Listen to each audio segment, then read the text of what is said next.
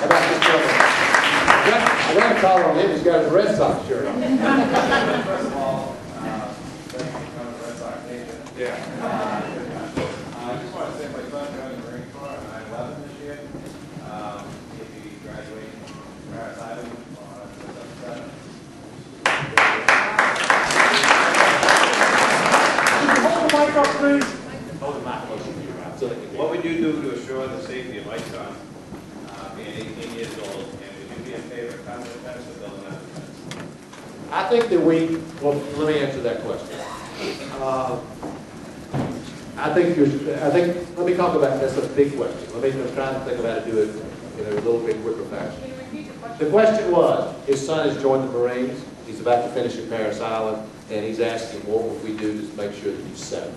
That's basically what. And he also asked, am I in favor of increasing defense or cutting defense? So, here, I think that's a complicated question. Here's one, because there are places in the defense budget where money can be saved. I'll give you some examples of that. And then I'm going to come back to the things that we need to be doing that go directly to your son's safety. But the places where money can be saved in the defense budget are offensive space-based weapon systems, missile defense, where we're wasting huge amounts of money.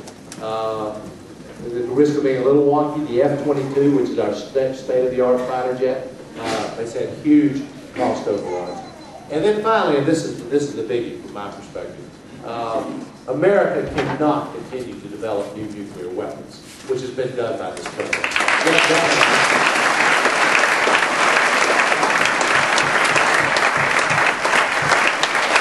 And I'm going to go one step further, which is going to surprise some people in this room, but you need to hear this from me.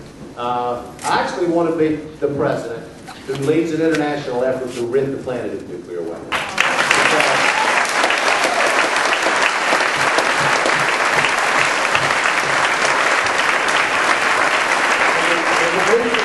I do not believe we can control them.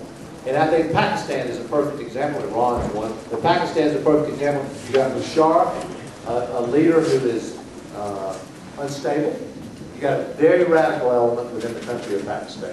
They could depose him and put a radical government in place. And then what you got is a radical government in charge of a nuclear weapon, which they could use against India, who they're in constant conflict with over Kashmir, or turn over to a terrorist organization. We have to stop this. Now, it'll take time and effort. I'm not suggesting it's easy and it can be done quickly. But America will have to lead the way. And I intend to do that as president. So those are areas where money can, in fact, be saved. Significant amounts of money can be saved. But as to your son, what Bush has done is he has completely worn out our military. These multiple deployments, the rapid tempo of the deployment, and all of our equipment has been worn into the ground. And it's going to take investment and effort to get it back in the shape that it needs to be in. And then the last thing, beyond safety, and that all goes directly to the safety and security of your son. But beyond the safety and security of your son, what about when he comes back from Iraq? Because if you look at what's happening, it is heartbreaking. I mean, the idea that America would say, when somebody goes and puts their life on the line in Iraq or Afghanistan, when they come home, you're on your own.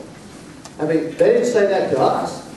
They didn't say that to us when they were asked to go serve America across the world. So I think we have a responsibility to make sure that every single man and woman who comes back from Iraq has an individual plan for their return. Not a group plan, an individual plan. We know about 1 out of 3 have serious mental problems, post-traumatic stress disorder, emotional problems. We also know that the signature injury of the Iraq War is a brain injury from these explosive devices. They need to get the health care, the mental health care, the physical health care they need. If they need more education, we should give it to them. If they need more job training, we should give it to them. We should support their families when they're there. You know, if a parent's been left at home alone with multiple children, what are they supposed to do when their spouse is over serving in Iraq? We should help them with their child care. We should narrow the gap that exists between civilian pay and military pay. And then last but not least, we should help them find a job. We shouldn't leave them on their own. We ought to go out to employers in the community and say, this is a great American patriot. They're looking to get back into civilian life. They want to be employed. Help us. Help America. Give them a job. Those are the things I do.